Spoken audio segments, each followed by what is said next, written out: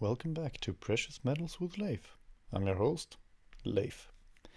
Today I have a very special coin to show you, the 2021 Royal Mint Britannias of, you guessed it, the UK. Compared to the American Silver Eagle tube, the Britannias are about the same size and shape, but a bit taller. The grey cap looking very inconspicuous, its stealth however will not protect it. I will be breaking and entering no matter what. Nice crisp pop, but it felt a little bit sharp on my fingers. Already from this angle you can see that this is no shy coin. It's glimmering like the sun itself down there in its tube. This is one shiny coin. Every little movement just sparkles. There is what seems to be some kind of remnants from the manufacturing staining the dress lower part. It looks like cutting fluid that was dried up. It wouldn't go away with soap or dish detergent. Maybe pure alcohol would, but I fear it could be ingrained in the surface itself. Coin is almost a little bit painful to look at. There's so many crazy patterns, the high gloss. The sensor is spazzing out a little bit, and the same actually goes for my eyes. It's beautiful, but it is a bit much.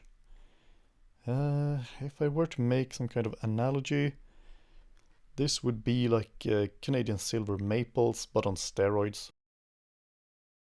Every last little ray of sun has a surface to catch on to and just shoots out. Spinning it around, you can see the pattern going around the edge. There is one pattern around Britannia. You have obviously the high gloss finishes, text. On this side you have a more kind of a guilloche pattern around the queen herself. Same little pattern around the ring. It's intricate and beautiful, but it is a bit too much. Okay, if we'll go ahead and compare to the titan of the silver industry, the American Silver Eagle. The ladies on both these coins are symbols rather than depictions of an actual human being. Liberty on the American coin is, well, obviously liberty itself. Britannia, however, is the personification of Britain. It was first described by the Romans as their conquering of the British required some kind of mythical image of the place.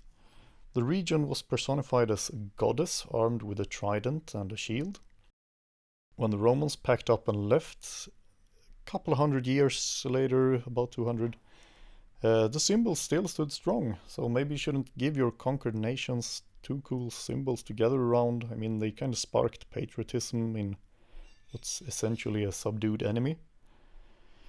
Aesthetically speaking, these coins are almost apples to oranges. The Silver Eagles completely matte, Britannias, all these different textures, a lot of high gloss, almost no surfaces devoid of patterns. And next up, the Canadian Silver Maple, going for the same theme of high gloss imagery, but I think the maples actually do it a little bit better. It will depend on your taste, of course. If you're more an all-in kind of guy or gal, the Britannia is definitely the coin for you. If you're a little bit more of a sensitive soul like the Leif, then I think the maple is your go-to. Personally, not a huge fan of the queen. It gives a bit of royal flair to the coin, obviously, but it can get a little bit boring. I think I do prefer the more conceptual tone of the American Silver Eagles. It's just some more artistic quality to it.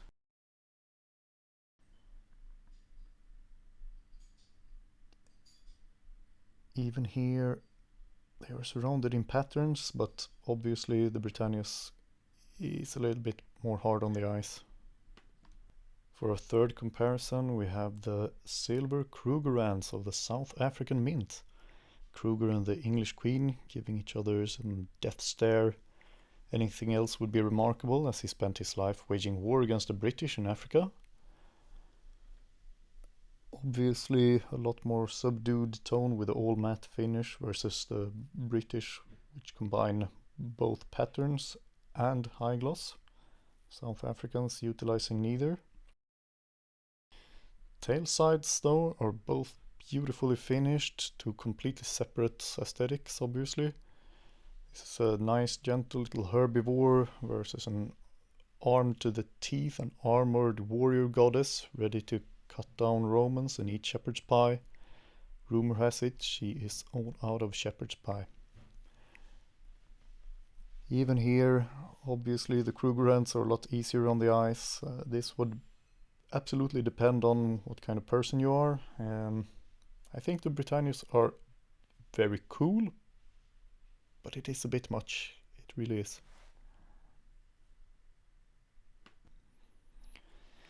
And our final comparison, Australia, what could be described as the special, so to speak, little brother of the UK, the Perth Mint Australian Kangaroos.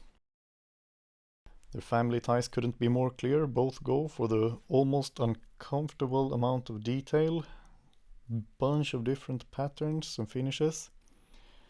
This will be a real divider in the community, I think. Australians opting for a more matte incarnation in the war of textures, but they are still giving the British a run for their money. Text is almost impossible to read due to the sunk relief, both on and off camera. The Queens again? Well, the Queen is the Queen. She does look a lot friendlier on the Britannia coins than on the Australians. Maybe a little poke sibling to sibling. But apart from that, very similar, both going for the tricked out queen with both the big earrings and the crown. Australians actually gave her a big old pearl necklace as well. But all in all, the imagery is obviously the same. Maybe the British coin is a little bit more classy with that Gyoshi pattern, but I'd say these two are toe to toe. It depends on your personal style.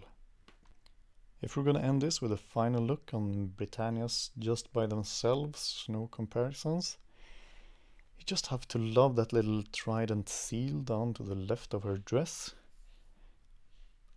I am complaining a little bit, obviously, but the level of detail is just stunning. These look so expensive and so difficult to mimic.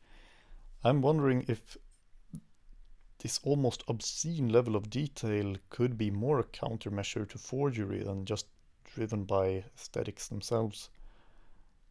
Just look at how it confuses the sensor. It does that exact same thing to the eyes.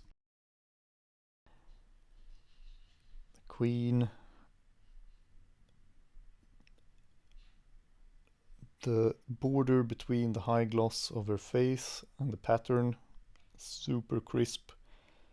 You really can't see any defects. They could have skipped on the little pattern around the ring. I think it doesn't really add that much. It obviously makes it more intricate, but it is also visually very heavy. I think they absolutely did the right thing going for the relief text instead of sunk. And I think this actually completes our 4th coin review on the Precious Metals with Leif channel. Thank you very much for tuning in, and if you enjoyed this, please do consider leaving me a comment and maybe even a subscribe.